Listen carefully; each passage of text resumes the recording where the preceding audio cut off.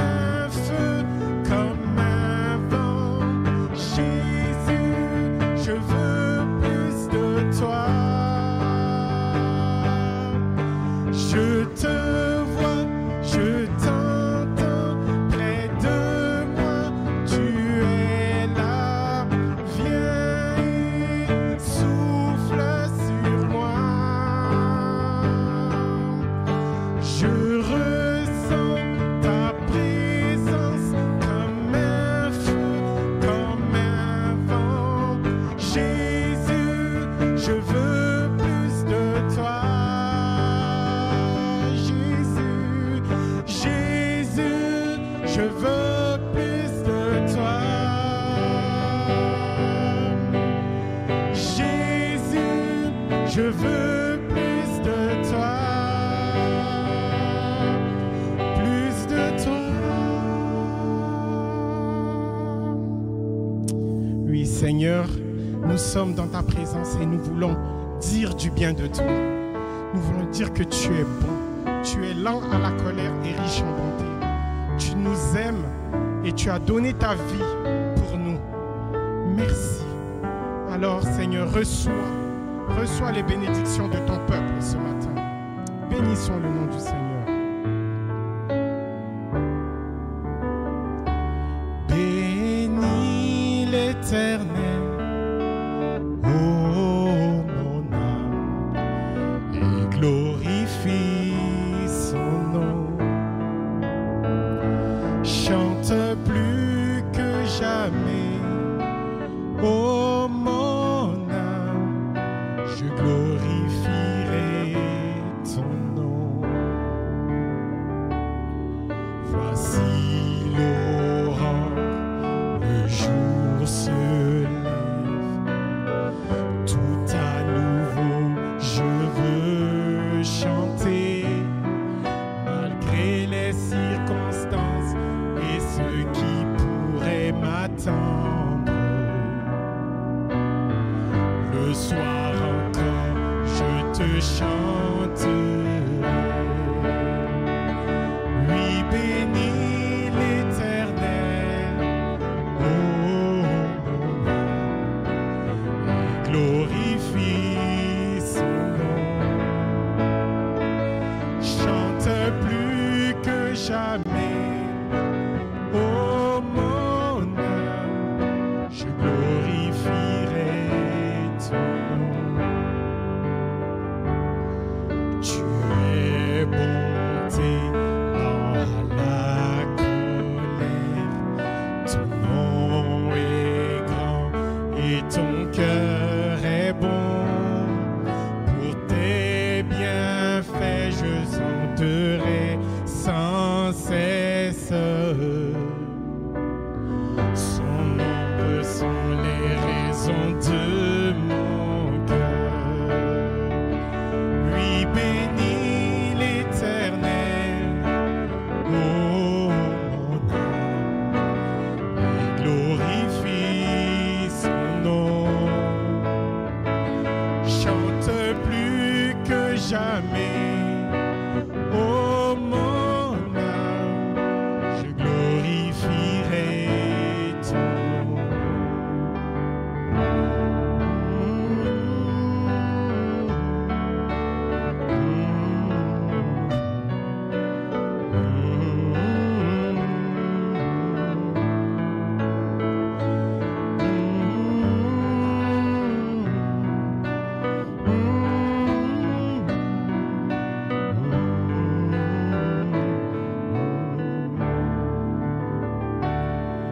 En ce jour faibliront mes forces. Cette heure approche où viendra la fin. Alors mon âme chantera encore. Durant 1000 ans puis éternellement.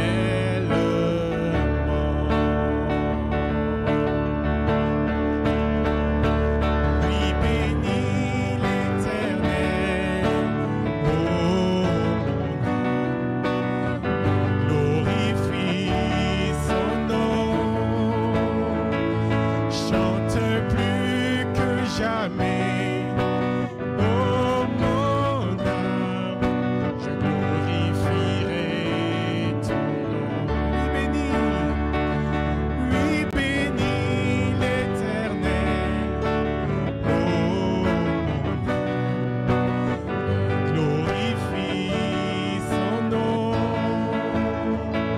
Chante plus que jamais, ô mon âme, je glorifierai ton nom. Oui, je glorifierai ton nom. Oui, je glorifierai ton nom.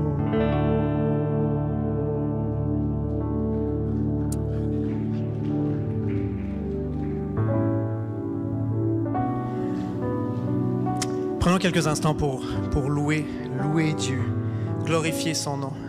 Levons nos voix avec quelques prières ce matin. Seigneur notre Dieu, nous te remercions pour qui tu es. Nous élevons ton nom. Que ce soit ici dans cette salle ou chacun dans nos maisons, Seigneur, nous élevons ton nom. Nous élevons ton nom sur nos vies, nous élevons ton nom sur nos familles, nous élevons ton nom sur cette province, Seigneur. Seigneur, tu vois tout ce qu'on peut entendre, tout ce qu'on peut voir, nous qui vivons sur cette terre et certains vivent avec ce que les médias annoncent, ce que les gens déclarent, la pandémie hors de contrôle, toutes sortes de choses. Mais Seigneur, ce matin, nous voulons rappeler à notre âme que toi, tu es en contrôle. Quelle que soit la situation que nous traversons, quelles que soient les circonstances dans lesquelles nous sommes, rien ne t'échappe. Rien n'est hors de ton contrôle, rien n'est hors de ton regard, Seigneur. Tu nous connais, tu connais nos pensées. Avant même que nous prononcions quelques mots, Seigneur, tu sais ce que nous allons dire. Et nous sommes reconnaissants devant toi pour ça. Ce matin, nous élevons ton nom parce que tu es ce Dieu-là, parce que tu es ce Dieu qui est tout-puissant, parce que tu es ce Dieu qui a tout pouvoir dans le ciel, sur la terre. Seigneur, nous déclarons que tu es vivant. Nous réclamons, Seigneur, une touche de toi ce matin. Nous réclamons, Seigneur, que tu puisses agir librement dans ce lieu, librement dans nos maisons, Seigneur. Nous réclamons un ciel ouvert. Nous réclamons, Seigneur, un temps de restauration, de rafraîchissement dans ta présence ce matin, Seigneur. Nous réclamons ta présence dans nos vies. Nous avons soif de toi. Seigneur, nous voulons ouvrir nos cœurs ce matin à ta parole. Ouvrir nos cœurs à ton esprit qui veut nous communiquer cette parole de vie dont nous avons besoin ce matin. Merci pour qui tu es, Jésus. Merci pour ce Dieu merveilleux que tu es et que nous venons adorer ce matin dans le nom de Jésus. Amen et Amen. Soyez les bienvenus ce matin, soyez les bienvenus sur place, c'est vraiment un plaisir. C'est tellement...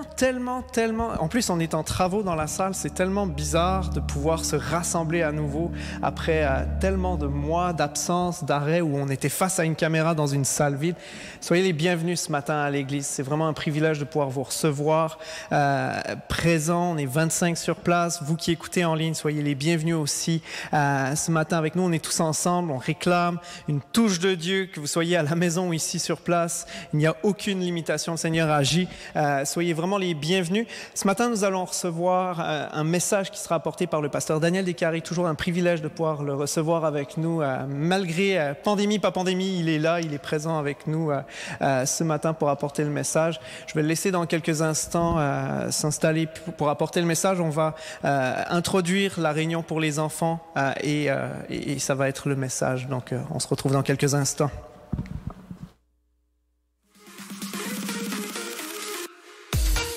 Bonjour les amis, le rayon de explorateur, il va commencer. Bye!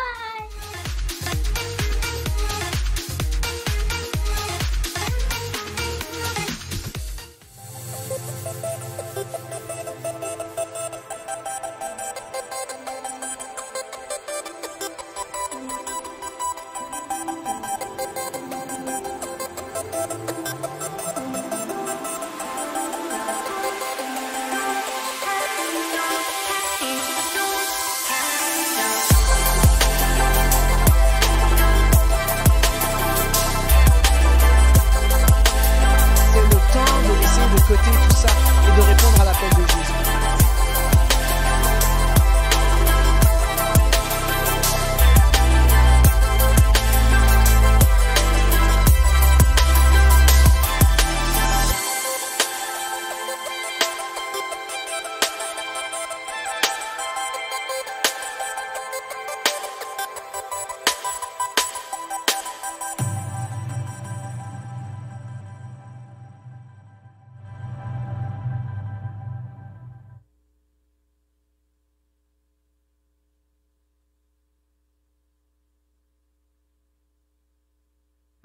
Mais c'est bon de pouvoir apporter la parole avec du vrai monde.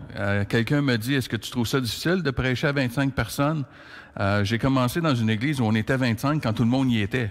Alors, et j'ai déjà prêché, j'ai déjà fait une réunion avec une seule personne dans l'église. Tu sais, quand c'est le temps des vacances, tout le monde s'en va en vacances. Même mon épouse était partie. Et il y avait un frère, et puis j'y ai prêché ça.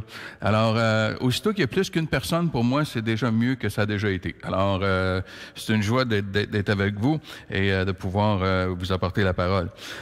Je vais regarder un texte. Le titre du message ce matin, c'est « Que dois-je faire? » Que dois-je faire?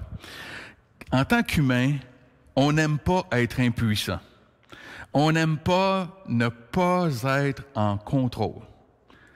En tant qu'humain, on aime ça avoir le contrôle, c'est comme ça qu'on se sécurise, on aime ça prendre le pouvoir. Et c'est ce qui rend la pandémie si souffrante, c'est qu'on a le sentiment profond qu'on n'a pas de contrôle devant toutes les mesures qui sont mises en place, des mesures qui parfois sont pas claires, parfois qui sont changeantes, parfois il faut se réajuster, parfois et là on a le sentiment, mais on est donc bien impuissant. On n'a plus le contrôle sur nos vies, puis on a le sentiment, au contraire, d'être contrôlé. Et c'est ce qui explique que certaines personnes vont se réfugier dans toutes sortes de théories. Pourquoi? Pour essayer de comprendre, trouver un sens, se raccrocher à dire, maintenant que je comprends, là, je peux retrouver un sentiment que j'ai du contrôle. Mais c'est des efforts qui sont en place, qui ne fonctionnent pas. Parce que, fondamentalement, on n'est pas en contrôle. Alors, c'est là qu'il y a une quête qui est émotionnelle, de dire comment je peux retrouver un sentiment de sécurité, un sentiment de contrôle. On n'aime pas être impuissant, on n'aime pas être vulnérable, surtout si, dans le passé, on a été blessé. Parfois, à l'enfance, on peut avoir été blessé à l'enfance, où on a compris rapidement que c'est dangereux d'être vulnérable parce qu'on a été abusé ou on a été maltraité ou on a vécu des injustices. Ça peut être dans des relations interpersonnelles, ça peut être dans d'autres situations où je me suis senti que j'avais pas le contrôle et c'est dangereux. J'ai été blessé, j'ai souffert à travers ces événements-là où j'étais pas en contrôle. Donc j'ai appris, faut être en contrôle. Il faut avoir le contrôle sur tout. Et c'est là qu'on conclut que être vulnérable, c'est dangereux. Être impuissant, c'est dangereux. Donc, on cherche à tout contrôler. On veut essayer de tout contrôler dans nos vies. Et là, la vie devient tellement lourde. La vie devient tellement angoissante. Parce que fondamentalement, c'est pas vrai que j'ai le contrôle sur tout. C'est peut-être plus présent aujourd'hui. Vous savez, c'est pas nouveau que le gouvernement met des règles pour nous contrôler. C'est pas nouveau. Il y a toujours eu des limites de vitesse sur les autoroutes. Il y a toujours eu des règles et des lois à suivre. Il y en a toujours eu. Alors, ce sentiment qu'on a de dire, fondamentalement, je sais que j'ai pas le contrôle.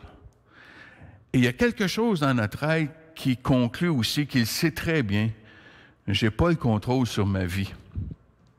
En tout cas, face à la mort, je suis complètement impuissant. Les sociologues l'ont prouvé, le taux de mortalité chez les humains est de 100%. Bon dimanche à tous. Mais puis, les médecins, toute la médecine, c'est un échec total. C'est un échec total. Moi, je prie pour les médecins parce que je me dis, pauvres eux autres. C'est un échec total ce qu'ils font. Parce que tous leurs patients vont mourir. Ils vont passer leur vie à essayer de retarder l'inévitable. Et il y a quelque chose en nous qui le sait. Il y a quelque chose en nous qui sait qu'on n'a pas ce contrôle-là. Et ce besoin d'être en contrôle peut même s'infiltrer dans ma vie spirituelle. Pas ici, je le sais, mais disons, on est en ligne, là, il y a peut-être des gens d'autres églises, là, OK? Qui, dans leur vie spirituelle, le sentiment de vouloir être en contrôle peut venir très, très, très sournoisement venir affecter ma vie spirituelle.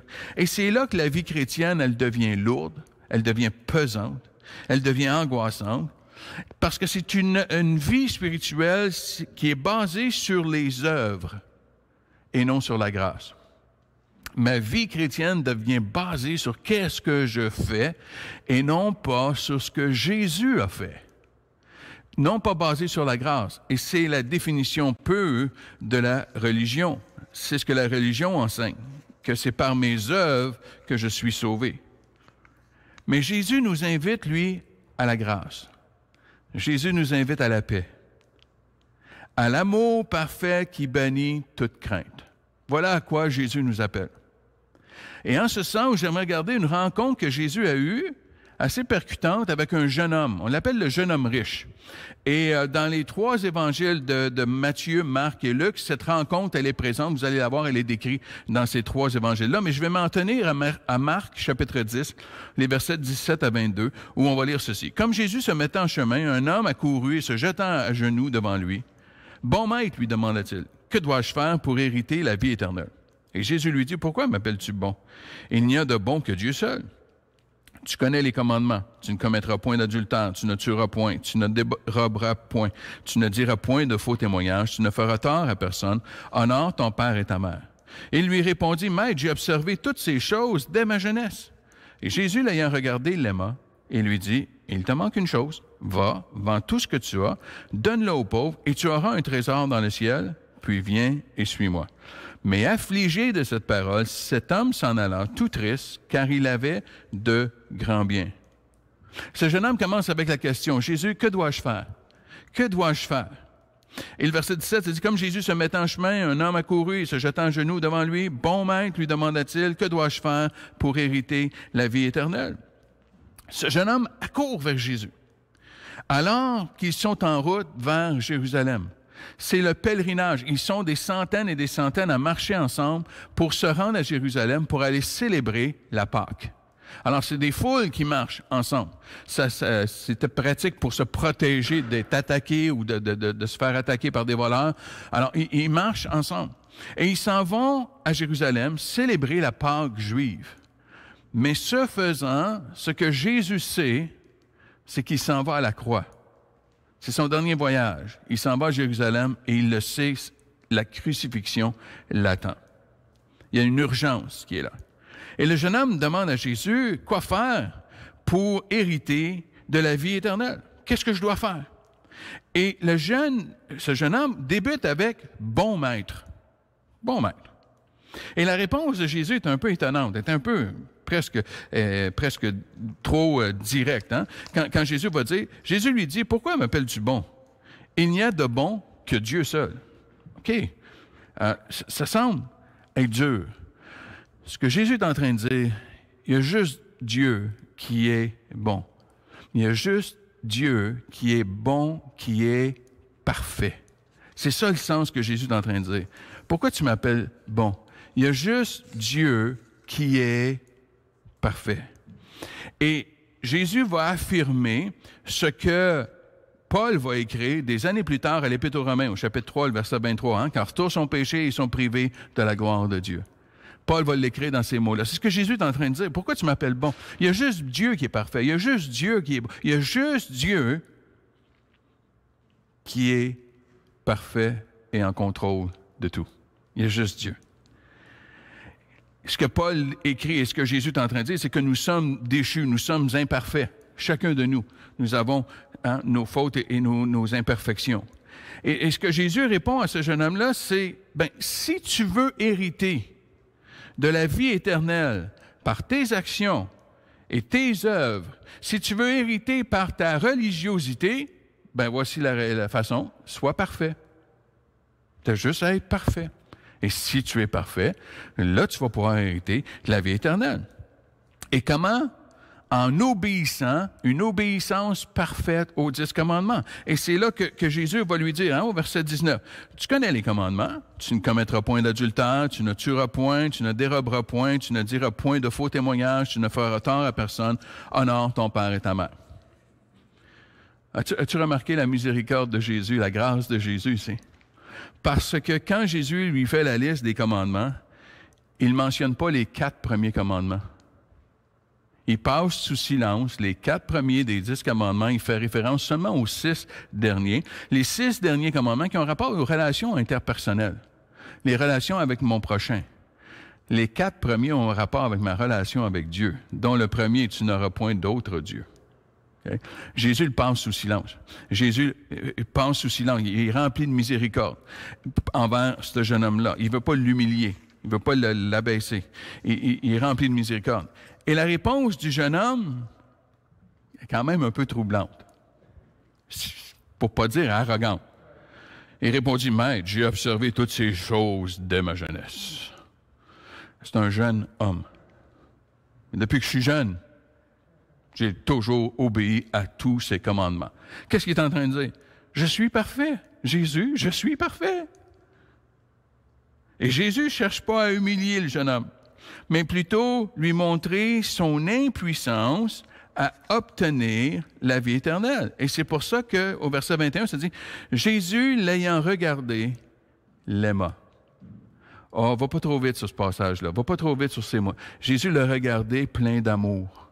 C'est de l'amour qui est dans... Pas du jugement, c'est de l'amour qui est dans le regard. Il essaie d'amener ce jeune homme-là à reconnaître « Hey, t'es pas parfait. » Et il le regarde avec amour. Et il lui dit « Il te manque une chose. Va, vends tout ce que tu as, donne-le aux pauvres et tu auras un trésor dans le ciel. Puis viens et suis-moi. » Et ainsi, il a ajouté « Bien, tu veux être parfait? Tu penses que tu es parfait? » Bon, ben d'accord. Allons-y avec cette idée-là. Pour être parfait, là, va vendre tout ce que tu as et donne tout aux pauvres. Tu veux y aller avec tes œuvres, tu veux y aller avec ta propre perfection, ta propre performance. Bon, ben d'accord. Alors, voici ce qui te manque. Va, prends tous tes biens et va les vendre et donne l'argent aux pauvres. Et c'est là que le verset, hein, qu'est-ce qui a besoin d'être admis? Qu'est-ce que j'ai besoin d'admettre? Le verset 22, ça nous dit « Mais affligé de cette parole, cet homme s'en alla tout triste parce qu'il avait de grands biens. » Oups! Est-ce que Jésus venait d'identifier le Dieu de la vie de ce jeune homme-là? Est-ce que c'était ses biens? Tu sais, il n'y a rien de mal à posséder des biens. Le problème, c'est quand les biens te possèdent. Et ce jeune homme-là avait beaucoup de biens. Qu'est-ce qu'il avait besoin d'admettre? Ce jeune homme choisit de quitter au lieu de simplement admettre « Jésus, j'y arrive pas. Je t'ai dit que j'avais tout obéi de ma jeunesse, mais Jésus, j'y arrive pas. Je suis pas capable. Je suis impuissant. Je n'ai pas le contrôle. Je t'admets mon impuissance. » Au lieu d'admettre que c'est impossible pour être un humain d'être parfait puis de mériter la vie éternelle à partir de ses propres efforts, il quitte Jésus. Et ça nous dit qu'il quitte affligé et triste. Affligé et triste. Et ça, c'est le résultat de la religion. Quand tu vis sous la religion, sous l'emprise de la religion, que ça dépend de toi, que ça dépend de tes œuvres, ça dépend de tes actions, ça dépend de ce que tu fais, la vie devient affligeante et triste. De vivre dans le faire au lieu de vivre dans la grâce que Dieu nous a fait. Ça devient lourd. Et il passe à côté de l'invitation de Jésus de simplement le suivre, il s'en va à la croix. Tu imagines ce que ce jeune homme-là aurait pu vivre?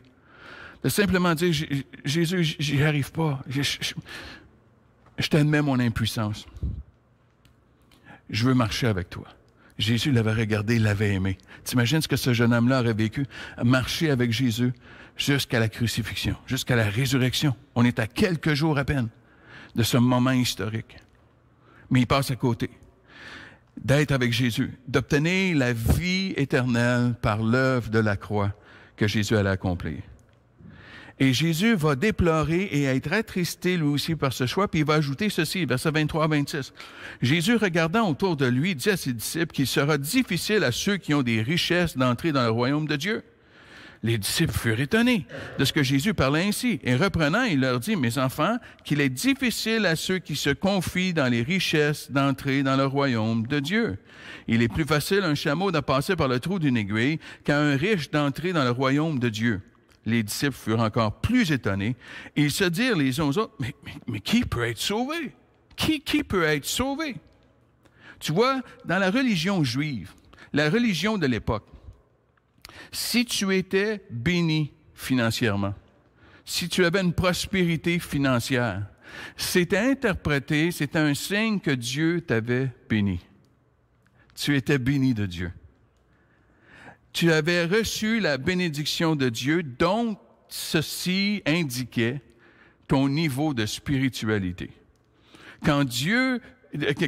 Pour les Juifs, si le jeune homme est riche, c'est parce qu'il est plus spirituel. Il est plus sauvé que le pauvre. Le pauvre, lui, il est sous la malédiction de Dieu.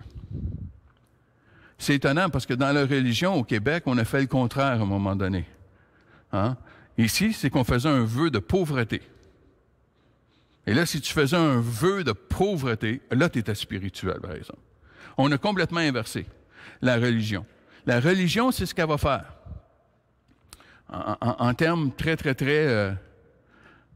d'actualité, hein? La religion, là, ça, c'est vraiment les règles de yo-yo. OK? Parce que la religion va changer. La religion va changer les règles. À l'époque, tu as de l'argent, tu es béni. Au Québec, tu es pauvre, tu es béni. Si tu es riche, tu marches pas. Non, tu marches dans le péché. On soupçonne le mal ici au Québec quand quelqu'un a trop d'argent. À l'époque, c'est le contraire. À l'époque, c'est le contraire, parce qu'avec toutes les œuvres qu'ils faisaient, ils sont perçus comme étant bénis de Dieu. Alors, quand Jésus dit « ça va être difficile pour les riches d'entrer au ciel », pour les disciples, ils disent « ouais, mais attends une minute, c'est parce que c'est eux autres les plus spirituels, là. C'est eux autres les plus bénis. Si c'est dur pour eux autres, c'est impossible pour nous autres. » Pourquoi que Jésus va dire? Parce qu'ils vont se confier dans leur richesse. En d'autres mots, Jésus est en train de dire que ça va être difficile pour ceux qui se confient dans leurs œuvres, dans leurs actions. Si tu mets ta confiance dans ce que tu fais, si tu mets confiance dans ce que tu possèdes, ça va être difficile pour toi d'abdiquer le contrôle, que tu n'as pas le contrôle. Et là, Jésus vient écraser toute cette idée religieuse que parce que tu as de l'argent, parce que tu as beaucoup de biens, tu es béni. Il vient tout écraser. C'est pas comme ça qu'on va avoir la vie éternelle. En d'autres mots, ce que Jésus essaie de leur faire comprendre, c'est que c'est impossible à l'être humain de mériter la vie éternelle, de mériter, de gagner son salut. Et Jésus va rajouter ceci. Jésus les regarda et dit, c'est impossible, ceci est impossible aux hommes, mais non à Dieu, car tout est possible à Dieu. Souvent, on utilise ce verset, mais on ne le met pas toujours dans son contexte. Ce que Jésus est en train de dire quand il dit qu'il n'y a rien d'impossible à Dieu, c'est-à-dire que Dieu, lui, si c'est impossible pour nous de mériter, de gagner notre vie éternelle, c'est pas impossible à Dieu de pourvoir la vie éternelle pour nous. Si c'est impossible pour nous de monter au ciel vers Dieu, c'est possible pour Dieu de quitter le ciel et de venir sur la terre. C'est ce que Jésus a fait dans l'incarnation. Donc, la vraie question devient, mais que dois-je croire? Non pas qu'est-ce que je dois faire, qu'est-ce que je dois admettre. Ce que je dois admettre, c'est mon impuissance. C'est mon impuissance. Qu'est-ce que je dois croire? Ben, Jean 3,16, hein? Car Dieu a tant aimé le monde qu'il a donné son Fils unique, afin que quiconque croit en lui ne périsse point, mais qu'il ait la vie éternelle. Qu'est-ce que je dois admettre? Qu'est-ce que je dois croire? Croire dans l'œuvre rédemptrice de Jésus à la croix. Admettre mon impuissance et mon incapacité à être parfait. Je ne suis pas parfait. Et là, si on avait pu, et que mon épouse aurait été présente, vous auriez entendu un grand « Amen ». Okay? Parce qu'elle me le rappelle assez constamment, hein, que je ne suis pas parfait. On n'est pas parfait. Qu'est-ce que je dois croire? Que je suis impuissant. Je ne suis pas parfait. Et j'ai besoin d'accepter l'offre qu'il me fait. Et là, je peux sortir de sous cette lourdeur, de sous cette tristesse du faire. D'avoir à faire la lourdeur de la religion.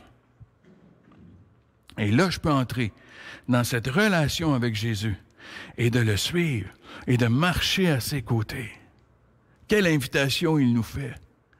C'est impossible pour moi, Jésus. Je ne suis pas parfait. Et Jésus me dit, ben non, je sais que tu n'es pas parfait.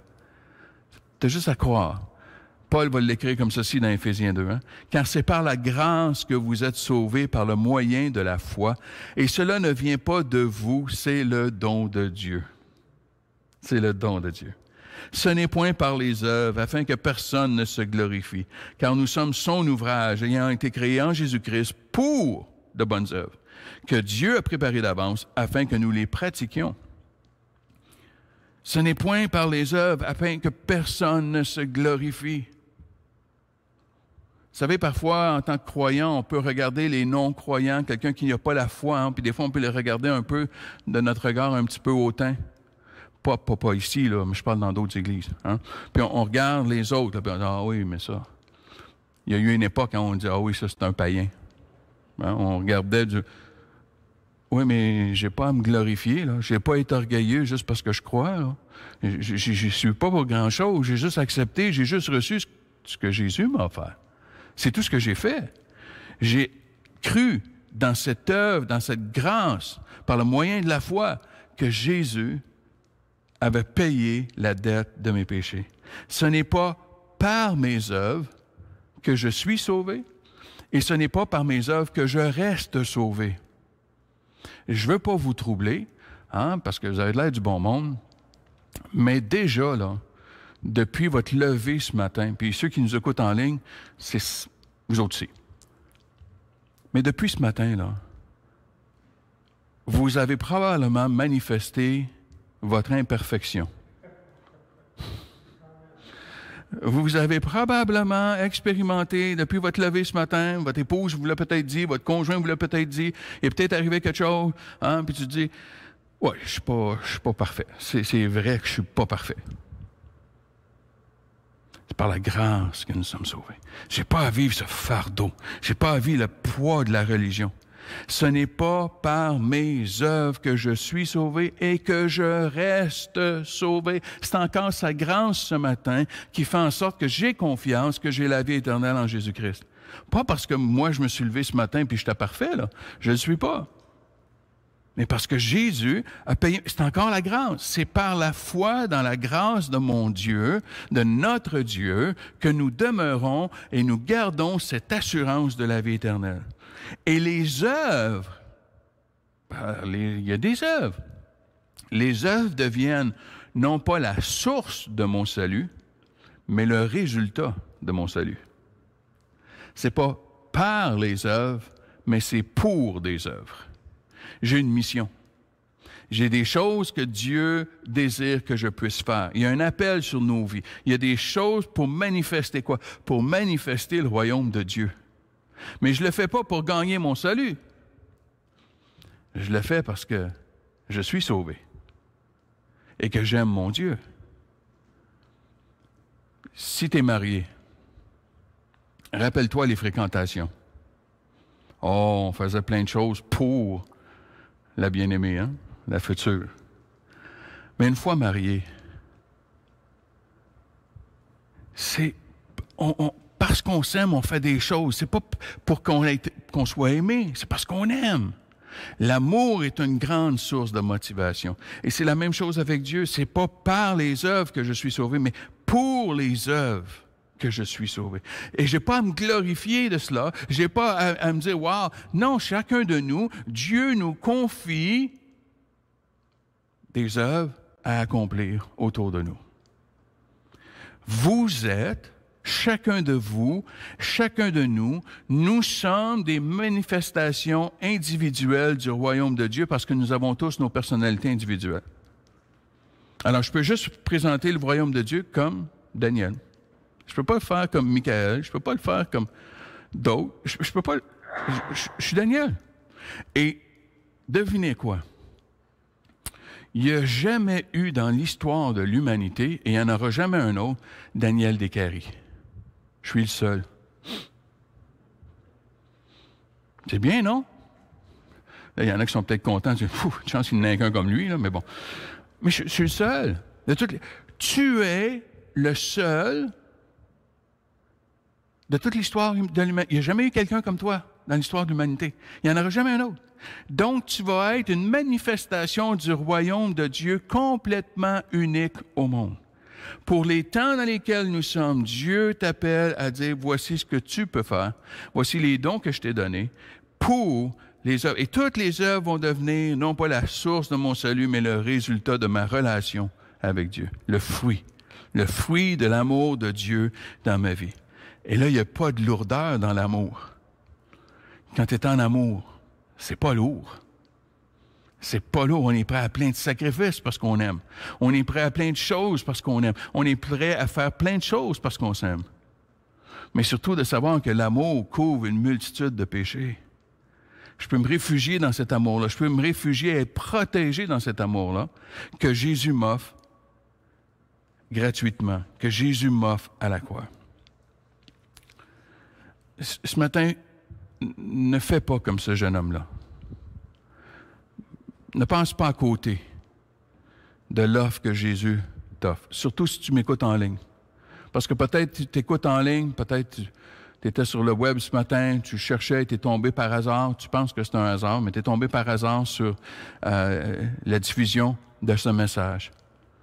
Peut-être que tu écoutes et tu regardes encore. Pense pas à côté de l'offre que Jésus te fait ce matin. Cette offre de marcher avec Jésus, d'un pèlerinage avec Jésus. Tu dis, oui, mais je suis pas sûr si je crois, je sais pas à quel point je crois, je sais pas, je comprends pas tout. C'est correct. Commence là où tu es. Tu sais, il y a une histoire où Jésus, il y a un père qui est arrivé, son fils était malade. Et il demandait à Jésus de guérir son fils. Et le père a regardé Jésus et il a dit, peux-tu sauver mon fils, peux-tu guérir mon fils? Et Jésus l'a regardé et lui a dit, est-ce que tu as la foi? Et le père a dit, oui, j'ai la foi, oui. Mais pourrais-tu m'aider dans mon incrédulité? En d'autres mots, j'en ai de la foi, mais je ne suis pas sûr. Peux-tu m'aider, s'il te plaît, pour en avoir plus? Et tu vois, qu'est-ce que Jésus a fait? Il a guéri l'enfant. Il n'a pas dit à ce père-là, tu reviens, va là, puis quand tu n'auras assez de fois, tu reviendras me voir. Là, tu me déranges. Non, c'est pas ça que Jésus a dit. Au contraire, il a acquiescé à la demande de ce père. Est-ce que tu peux augmenter ma foi? Commence là où tu es. Commence où tu es, avec le peu de foi que tu peux avoir. Tu n'as pas besoin de beaucoup de foi. C'est juste d'ouvrir une porte. Jésus t'aime trop et il te respecte trop pour s'imposer dans ta vie. Alors, il est là, il te lance l'invitation et il te respecte assez pour que tu dises oui ou non. Jésus ne s'impose pas sur nous. Commence là où tu es. Est-ce que j'ai de la foi aujourd'hui que je n'avais pas il y a 40 ans quand j'ai commencé ma marche avec le Seigneur? Bien sûr, parce que j'ai vécu des choses. J'ai vu des réponses. Ma foi est beaucoup plus forte aujourd'hui. Mais au tout début, ma foi était très, très, très, très faible. Parce que j'ai simplement dit à Dieu, si tu existes, alors déjà, tu vois, c'était pas très fort comme foi, hein? Si tu existes, fais quelque chose dans ma vie. C'est tout. C'est tout. J'ai pas dit Amen, j'ai pas dit dans le nom de Jésus, j'ai pas... Si tu existes, fais quelque chose dans ma vie. Et 40 ans plus tard, je peux te dire qu'il a fait de grandes choses dans ma vie. Commence là où tu es. Arrête de te baser sur tes mérites. Peut-être que tu penses que mais moi, je suis une bonne personne. Moi, là, hein, je suis une bonne personne, et puis j'en ai pas de problème, et puis... Super. Mais t'es pas parfait. T'es pas parfait. D'accepter mon imperfection, d'accepter mon impuissance et de recevoir ce que Jésus m'offre et qu'il vienne m'aider dans mon manque de foi. Tu peux commencer à lire la parole de Dieu, commencer à lire la Bible, poser des questions. Si tu ne sais pas vers qui ou vers quoi te tourner, écris à l'Église ici. Ils vont t'aider, ils vont t'envoyer si tu n'as pas de Bible. Tu peux en trouver partout en ligne. C'est facile aujourd'hui. Mais commence là où tu es. À dire, Jésus, ça fait plusieurs fois que j'entends parler de toi, là. Es-tu bien vrai? Es-tu bien réel? Fais quelque chose dans ma vie. Et après, ouvre tes yeux. Ouvre tes yeux.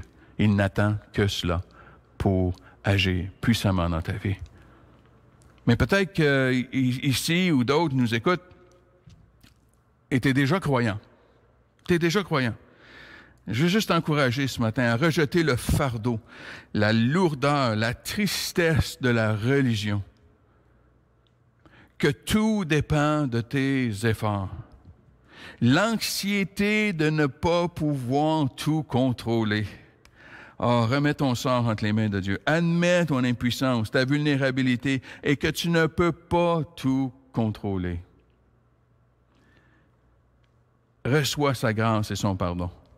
Et son amour parfait qui bannit la crainte, même dans des temps de pandémie. Tu vois, le croyant devrait avoir un atout beaucoup plus puissant pour traverser une pandémie, c'est que nous avons déjà accepté que nous n'avons pas le contrôle. Nous avons déjà accepté notre impuissance, qu'un simple virus peut bouleverser la terre entière. On a déjà accepté notre impuissance parce qu'on a reconnu que Dieu est encore en contrôle. Tu vois, Dieu a encore cette planète entre ses mains et il va faire son œuvre. Je peux me réfugier dans la confiance en Dieu. Il est encore le Tout-Puissant. Et là, je vais trouver une paix qui surpasse toute intelligence. Une paix qui surpasse toute intelligence parce que je me confie, j'ai accepté, je sais que je ne suis pas tout-puissant, je sais que je n'ai pas le contrôle sur tout, je sais qu'un jour je vais mourir. Vous comprenez qu'il y avait des gens qui mouraient au Québec avant la pandémie? Hein? Là, c'est juste qu'on nous le dit à tous les jours, combien il y en a qui sont morts. Mais parce qu'il y en avait bien qui mouraient avant, là. C'est pas nouveau, ça. Okay? Mais juste de trouver cette paix, Seigneur, ma vie est entre tes mains. Ma vie est entre tes mains. Alors, montre-moi les œuvres que tu veux que je pratique pour te glorifier. Pas pour gagner mon salut, mais parce que je t'aime. Je veux juste manifester ton royaume. Et constate le fruit dans ta vie de marcher avec Jésus. Donc, si je reviens à la question de départ du jeune homme, que dois-je faire? Que dois-je faire pour hériter de la vie éternelle? La réponse, c'est rien. Il n'y a rien que tu peux faire autre que de recevoir le don que Jésus t'offre, le cadeau que Jésus t'offre. On ne peut pas le faire. On ne peut pas le faire de nos forces, de nos œuvres. Et on a besoin de recevoir parce que Jésus a tout accompli. C'est ce qu'il a dit à la croix. Tout est accompli. Tout est accompli. Reçois-le maintenant. Et dans l'action de grâce de ce que Dieu a fait pour nous, de marcher dans ses voies et de glorifier son nom dans nos vies. Reçois et crois seulement. Sors du poids de la religion. Entre dans la relation. J'aimerais prier pour vous. Seigneur, je te rends grâce pour chaque personne qui est ici. Je te rends grâce pour chaque personne qui écoute en ligne ce matin. Je te prie que tu viennes visiter par ton Saint-Esprit ce matin. Il y a peut-être des gens qui sont curieux, qui se questionnent beaucoup. Je te prie que tu viennes les rencontrer. Je te prie pour ceux qui te connaissent, que peut-être ils trouvent ça lourd présentement, trouvent ça difficile présentement, avec raison. Ce n'est pas une saison facile. Mais en toi, on peut trouver notre paix, en toi, on peut trouver notre assurance. Nous avons déjà accepté que nous étions impuissants. Et aide-nous à marcher dans tes voies. Viens calmer les cœurs, viens calmer les pensées. Et rappelle-nous que c'est encore toi qui es en contrôle de toutes choses. Et on te donne toute la gloire et toute l'honneur. Et tout le monde a dit un dernier grand Amen et Amen. Que le Seigneur vous bénisse.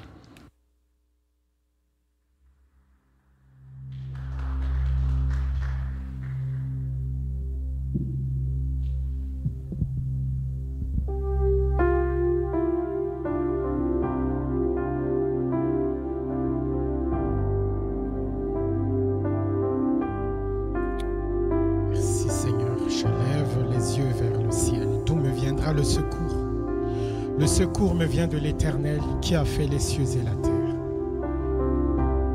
Si la lune me glace et le soleil menace, Créateur des étoiles, mon secours est en toi.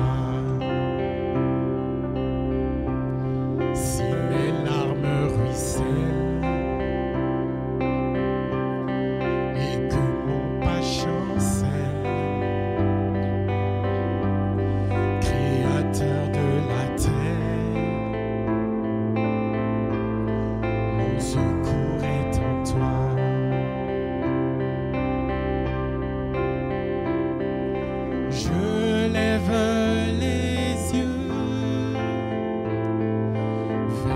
les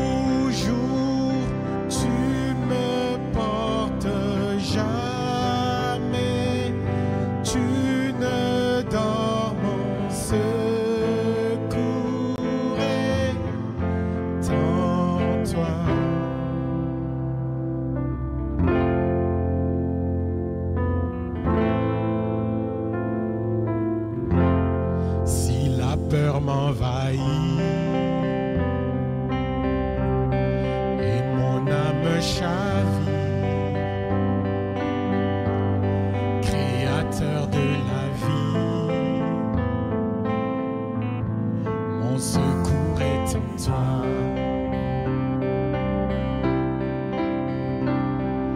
Je lève les yeux vers les hauts sommets. Toi seul est mon Dieu. Je proclamerai. Toi seul est ma force. Toi.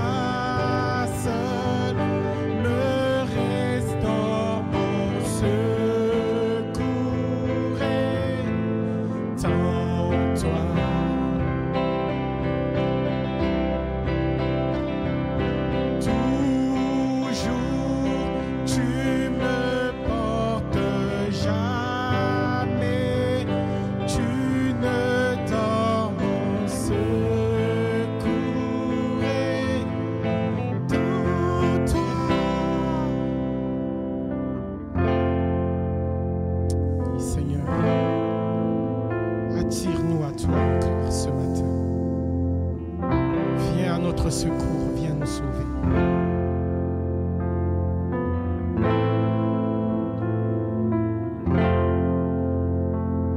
Ta victoire, mon espoir, ton chemin, mon destin, ton salut, mon refuge, tout est en toi. Ta victoire, mon espoir, ton chemin, mon destin, ton salut, mon refuge, tout est en toi.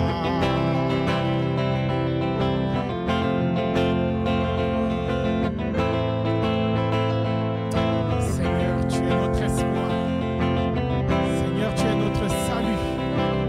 Tu es digne d'être cru. Alléluia. Ta victoire.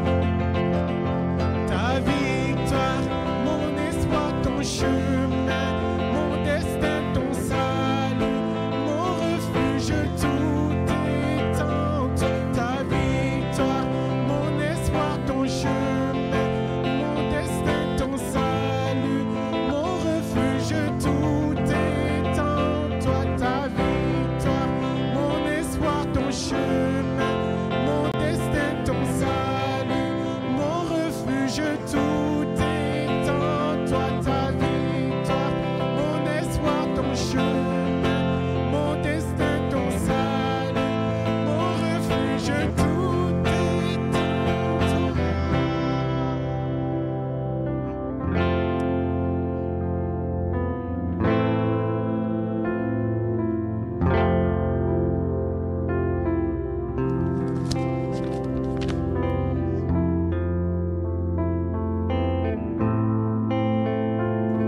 Je crois que ce message était pour plusieurs ce matin, il est pour chacun d'entre nous, pas juste pour quelqu'un qui écoute. Vous êtes en ligne, vous êtes avec nous, mais je crois que ce message est pour chacun d'entre nous. Peut-être quelqu'un ici ce matin aussi avec nous.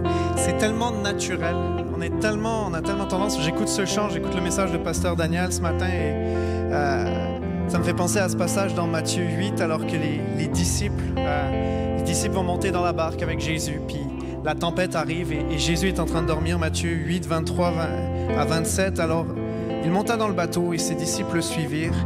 Alors survint sur la mer une tempête si forte que le bateau était recouvert par les vagues et lui, il dormait. Il dormait, Jésus.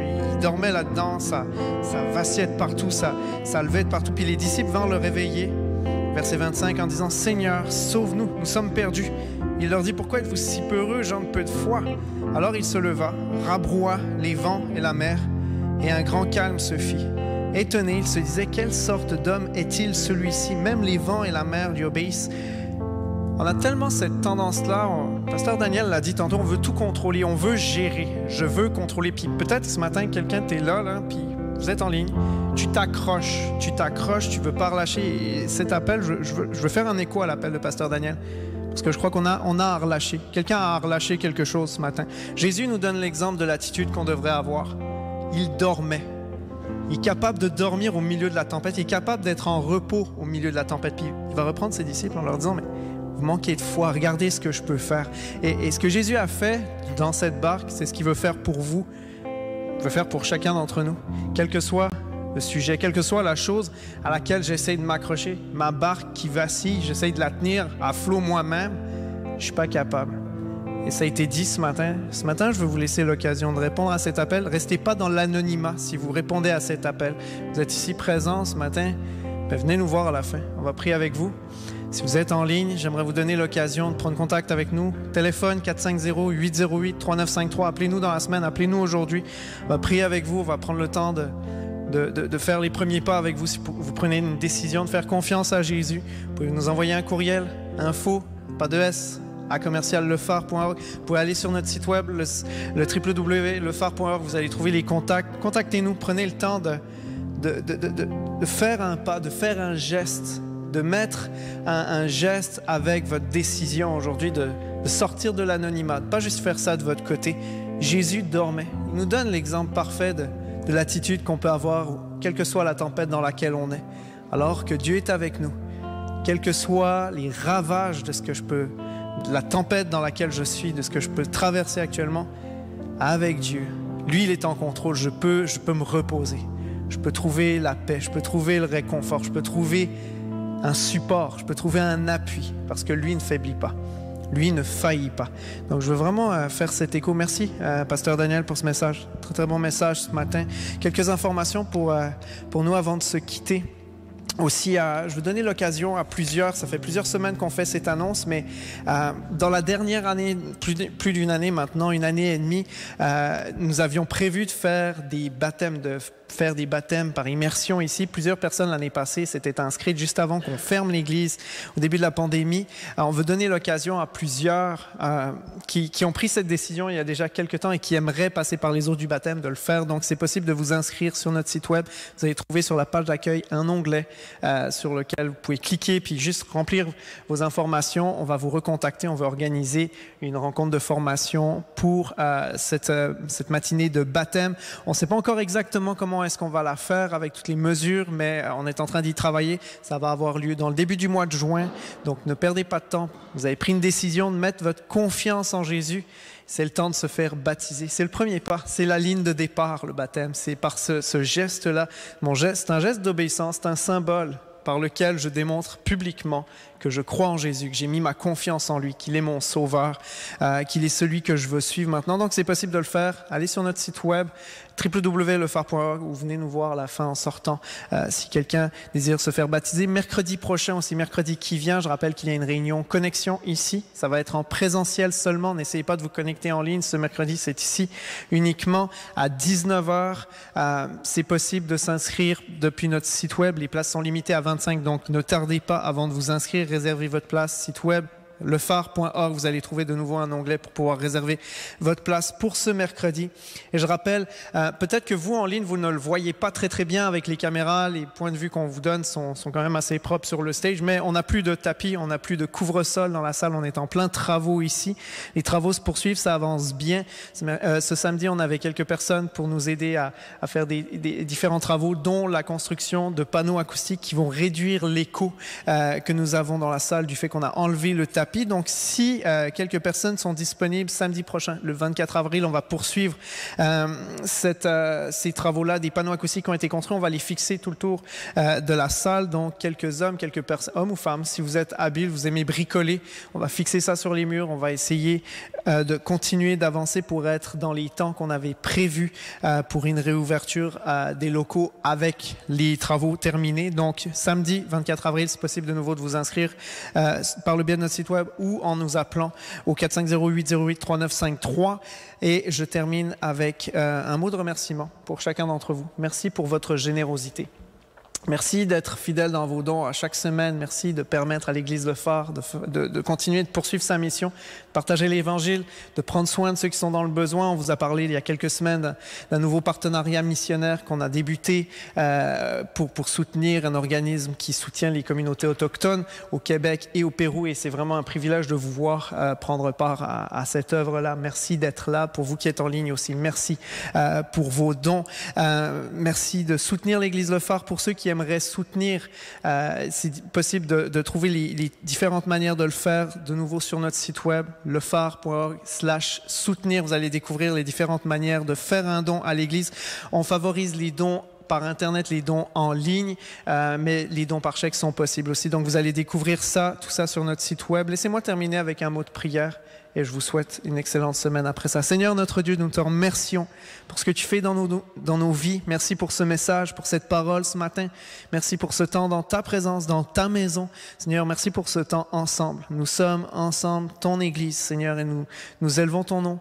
Nous nous souvenons de ce que tu es pour nous, de qui tu es pour nous. Tu es cet appui, tu es cet abri, tu es ce refuge, tu es notre salut. Seigneur, en aucun autre nous pouvons trouver ce salut que nous cherchons. En aucune de nos capacités, nous pouvons trouver ce salut que nous cherchons, Seigneur. Tu es notre Dieu. Nous te remercions pour qui tu es. Nous te remercions, Seigneur, de te servir de ton peuple, Seigneur, pour sauver, pour aimer cette humanité que tu as créée, Seigneur. Merci. Merci d'agir au milieu de nous. Merci, Seigneur, aussi de multiplier les dons, Seigneur, qui sont donnés, qui sont offerts pour toi ce matin afin qu'ils puissent servir à ton royaume. Nous te remercions pour tout ce que tu fais dans nos vies. Tu es fidèle, tu es bon, notre Dieu. Nous te rendons gloire ce matin dans le nom de Jésus. Nous prions. Amen. Amen. Soyez bénis. Passez un excellent dimanche. Pour vous qui êtes en ligne, soyez bénis aussi. On se retrouve dimanche prochain.